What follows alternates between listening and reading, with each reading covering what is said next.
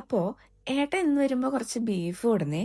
അതുണ്ടാക്കാനുള്ള പണിയിലാണ് ഞങ്ങള്. കിച്ചണിൽ ഞാൻ എന്ത് ചെയ്യുമ്പോഴും ഏട്ടന്റെ ഒരു കൈസഹായം ഉണ്ടാവൂട്ടാ. ഇനിയിപ്പോ ഒന്ന് ഇല്ലെങ്കിൽ കൂടി മൂപ്പര് അവിടെ വന്നിരിക്കുവേ. ചിക്കനില് ഞാൻ പല റെസിപ്പീസ് ട്രൈ ചെയ്തിട്ടുണ്ടെങ്കിലും ബീഫിൽ അധികം ഒന്നും ഞാൻ കുക്ക് ചെയ്തിട്ടില്ല കേട്ടോ. വീട്ടില് പിന്നെ അമ്മമാരുണ്ടല്ലോ, അവർക്ക് വല്ലതൊക്കെ ഒന്ന് അരിഞ്ഞു കൊടുത്ത് സഹായിക്കാന്നല്ലാണ്ട് ഇത് ഞാൻ ഉണ്ടാക്കി നോക്കിയിട്ടില്ല എന്നതാണ് സത്യം. എന്റെ വീട്ടിലാണെങ്കിൽ അമ്മ അത് കഴിക്കില്ല കേട്ടോ. എന്നാലും ഒരു ഉപ്പ് പോലും നോക്കാണ്ട് ഇത്ര അടിപൊളി എങ്ങനെ അത് ഉണ്ടാക്കണേന്ന് ഞാൻ പലപ്പോഴും അത്ഭുതപ്പെട്ടിട്ടുണ്ട്. ചിലവരുടെ കൈ എങ്ങനെയാന്ന് എന്തുണ്ടാക്കിയാലും നല്ല ടേസ്റ്റി ആയിരിക്കും. അപ്പൊ കുക്കിങ്ങിന്റെ കാര്യത്തില് എന്റെ രണ്ടമ്മമാരും മോശമല്ല കേട്ടോ.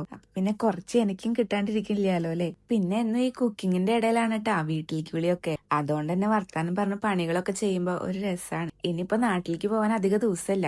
അപ്പൊ പിന്നെ അതിന്റെ സന്തോഷത്തിലാണ് എല്ലാരും. പിന്നെ വീട്ടിൽ നിന്ന് വിളിക്കുമ്പോ എപ്പോഴും പറയണ ഒരു കാര്യമാണേ, ഈ ഉണ്ടാക്കണതൊക്കെ വന്നു കഴിഞ്ഞാൽ ഞങ്ങൾക്കും ഉണ്ടാക്കി തരണേന്ന്.